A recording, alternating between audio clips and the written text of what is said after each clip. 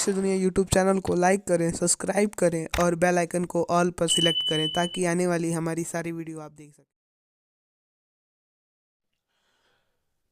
क्यों सुनसान रास्तों से गुजरना वर्जित है? क्यों छत पे रातों में कपड़ों को सुखाना वर्जित है? क्यों महिलाओं को, लड़कियों को छत पे रात में खुले बाल करके घूमना वर्जित है?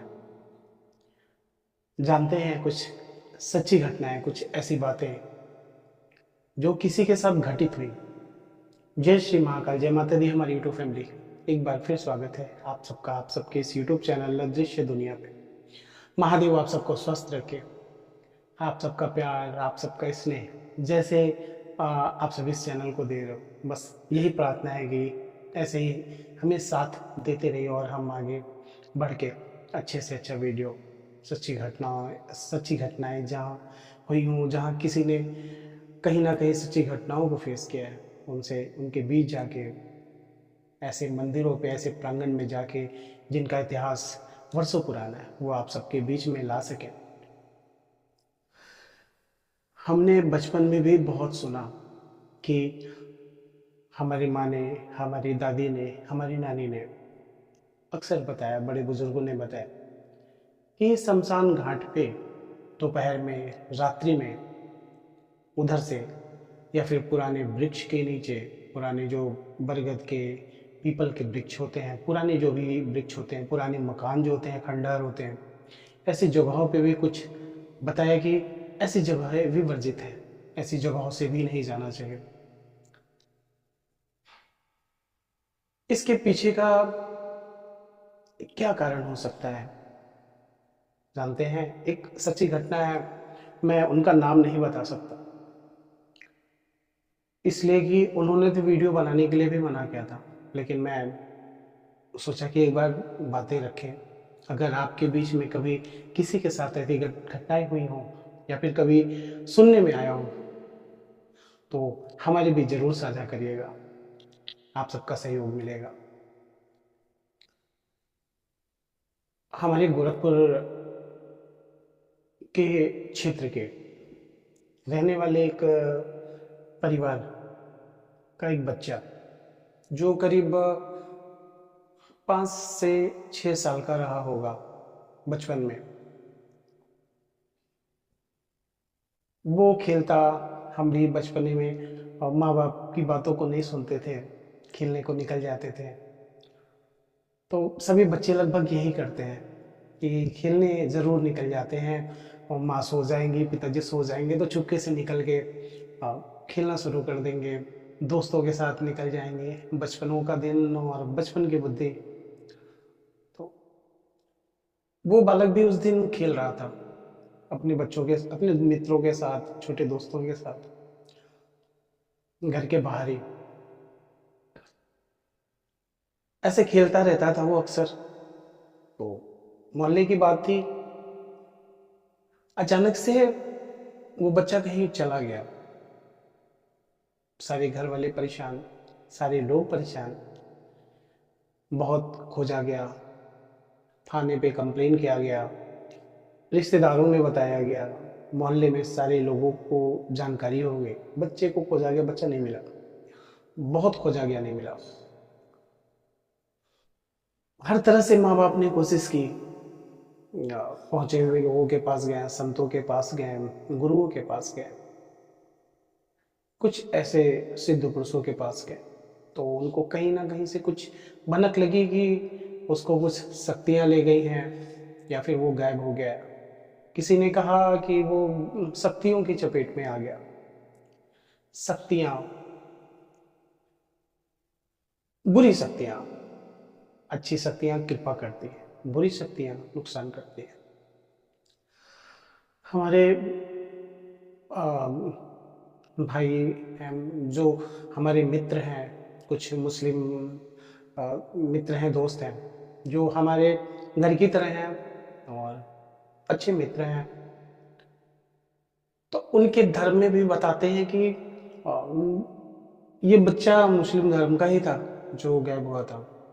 उनके घर में भी बताते हैं कि उनके किताबों में, कुरान में लिखा हुआ है कि जैसे ऊपर वाला जो भी बनाया, तो उसमें उन्होंने जिन्नातों को, जिन्नों को भी बनाया। बताते हैं कि उनकी भी एक दुनिया है, उनका भी परिवार है, उनके भी बच्चे हैं, उनकी भी बीवी हैं, उनके भी दादा हैं, बड़े बुजुर्ग हैं, लेकिन एक पर्दा रखा गया इंसानों के और उनके बीच में।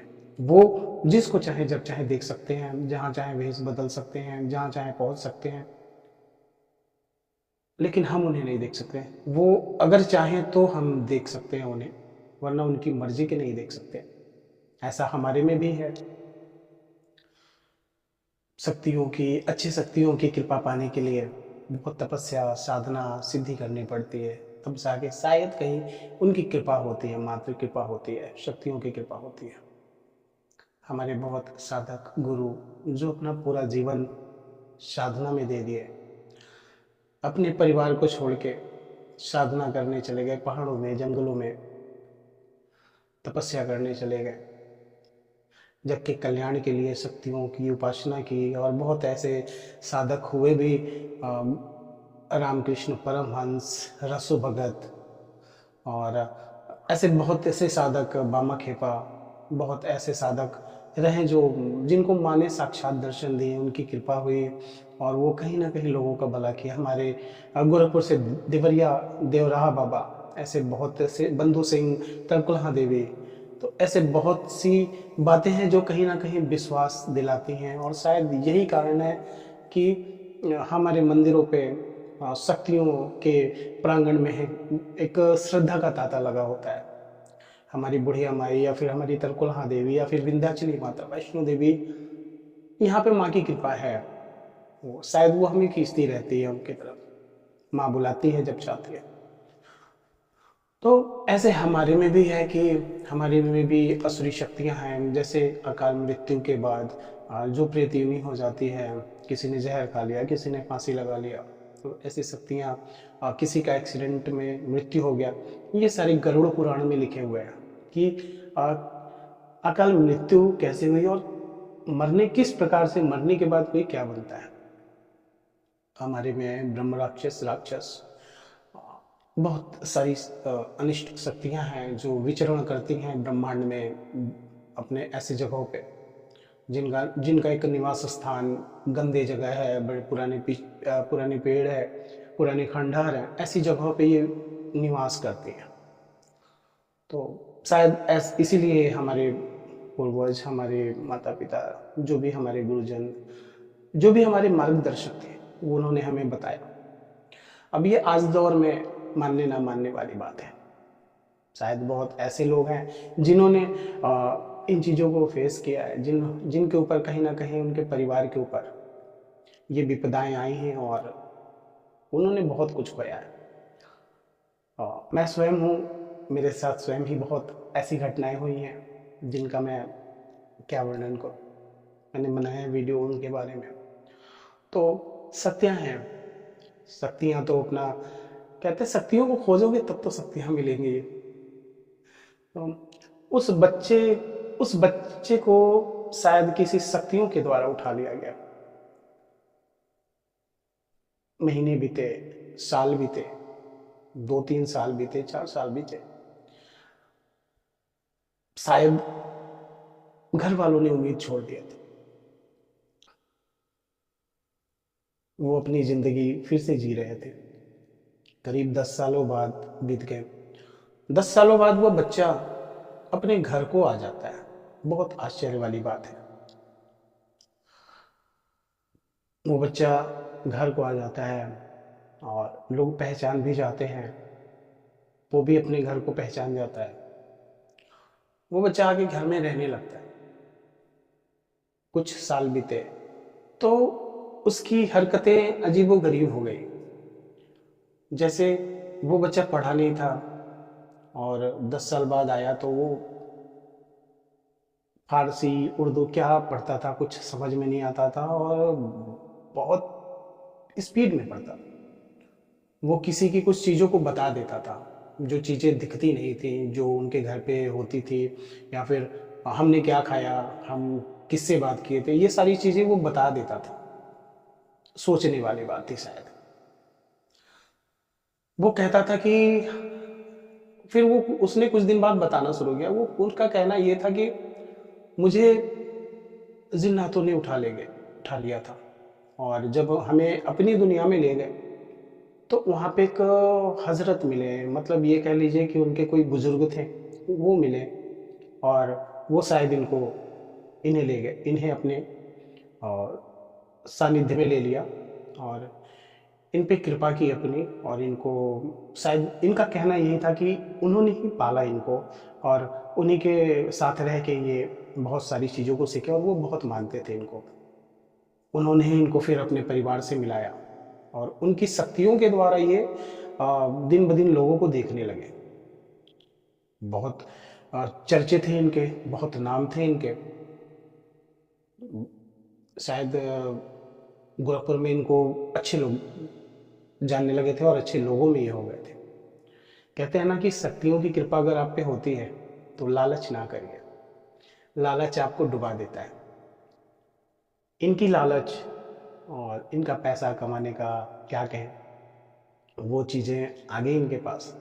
फिर ये भी कहना होता है कि जो शक्तियाँ होती हैं इनके यहाँ भी मृत्यु होती है, तो कहते हैं, लेकिन ये कई वर्षों तक जीते, कई सौ साल जीते हैं। तो वो हजरत का शायद बताते हैं कि वो ख़त्म हो गए थे, और इनकी लालच भी बढ़ गई थी। तो फिर इसके बाद इनके पास शक्तियाँ कम हुई, और फिर धीरे धीरे ये किसी लायक नहीं हुए। बाद में इनकी सारी शक्तियाँ छीड़ हो गई। तो अगर आपको कुछ दिव्य शक्तियों की कृपा मिल रही है, अगर किसी ने आपको पसंद कर लिया है, उनके माध्यम से अगर आपको कुछ ऐसे शक्ति मिल जाते हैं जो जगत कल्याण के लिए हैं, तो उनका सदुपयोग करिए। बाकी तो जो इंसान आपसे खुश होगा वो आपके लिए ज़रूर कुछ करेगा, और सबसे बड़ा जिंदा रखने वाला तो ऊपर वाला है, भगवान है, तो वो सब करता है। तो ऐसी बहुत घटनाएं हमारे अगल बगल या फिर हमारे शहर में हुई हैं, और बहुत हमारे भाई माताएं जो भी हैं, बहुत लोग ऐसे हैं जो